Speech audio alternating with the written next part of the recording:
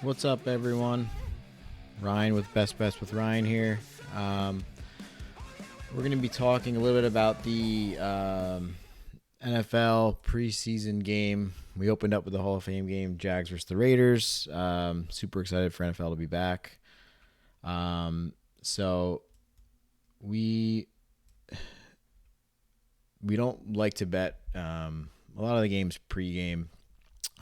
Most of our betting revolves around live betting. So this is actually going to be our first episode of bad beats. So it's a bad beats episode because we took a lot of bad beats in yesterday's game. But there was a lot of potential for profits. But we're really going to be focusing mostly on middle betting today. So I'm going to explain a little bit about that. Which you can see I have some of the bets here pulled up already. So we have so I guess it was probably late in the third quarter we had, it was 20-3. The Raiders were winning. We ended up, as you can see here, placing a bet for over 29.5 points. And then we took, that was on DraftKings. Then the under, we took under 34 on Fox Bet. So our goal was to, hit over 29.5 points, but then under 34. And basically with middle betting, it seems like it's most of the time low risk, high reward. So we could have just left it over at 29.5 as that seemed likely, although at the end it was kind of getting close there. They ended up scoring a lot of points, but so basically you're just paying a little bit of vig, but hoping to hit in the middle of those two bets, to get a bigger payout. We didn't really bet a whole lot because we are significantly limited on a lot of these sites. They don't let us bet a lot just because we've been winning so much in the past few years. So that's kind of what happens when you do that. So, as you see, like we'll go over a little bit of the game at the end, but we're already kicking off some bad beats with the first game of the year, for preseason at least. So the score was 20-3. We had, they were up by 17.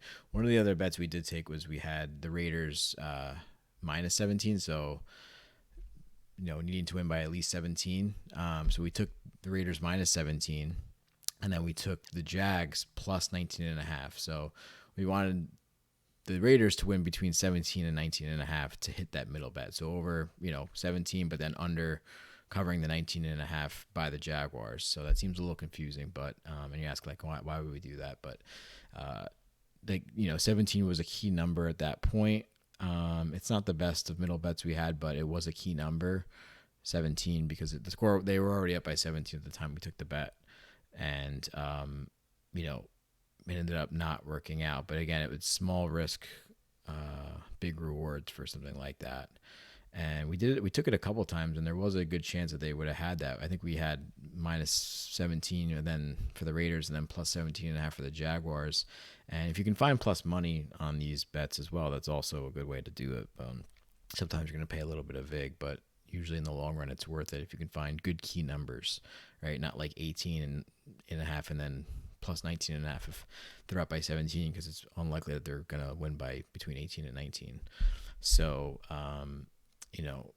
we did also take over 30.5 here, as you can see on FanDuel, which did win just a small amount, kind of just a little bet there. But so let's just go over a little bit at the end of the game, towards the third and fourth quarter. They were winning. Raiders were winning 20-3, and so they're up by 17. So the score was like that for a while. We're like, all right, if it just ends up like this, we'll cash. Our Raiders winning between 17 and 19.5. They'd be winning by 17, so that would be, a push on the 17, but a win on the Jags covering 19.5.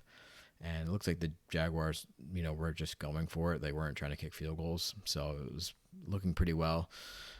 But then the Raiders ended up scoring a touchdown, making it 27-3, which is actually even better because then we had the middle bet going, which was the over 29.5, right? But then also under 34, so we win both bets. So, we pay like a few dollars in vig, but then we can win 43 plus the 28ish, 27ish to hit like $80 just for paying like a few dollars in vig. So it was looking pretty well there at the end. It was 27-3. We had 30 points. The total over under was 30, so it was set. We're like, okay. So they scored. We didn't, they were now up by 24, so that's fine. That actually we liked that they scored a touchdown there. But then the Jags are driving, and who is it? Kyle Sloter comes in. He played for the Breakers. We were watching a lot of XFL, profiting a lot on XFL. He was on the Breakers this past season. So he comes in, and there was a really bad pass interference call. I think he just threw the ball up. I think it was Sloter at the time. He threw the ball up, and they called pass interference. The receiver just kind of like ran right into the defender, and he just kind of put his hands up, and the ball was uncatchable. It was a pass interference. It was like third down. So we were like, that was kind of bad because they're unlikely to score at that point, and they weren't going to kick a field goal. Although if they kicked the field goal, that would have been a good for our middle bet anyway, as the total would have been 33. So they end up scoring a touchdown. So that, again, just screwed us a little bit. But with them scoring a touchdown, say they went for the extra point, it would have been 27-10. So the Raiders would have ended up by 17 again, cashing our middle bet, right? But then they go for 2 to try to make it a 16-point game, because when you go for 2, a 16-point game is then 2 touchdowns and 2 2-point conversions to tie the game. So we were thinking that, we're like, oh, they're going to go for 2. We're like, damn it. But if they didn't get it, it would have been 27-9 and putting the Raiders up by 18 points.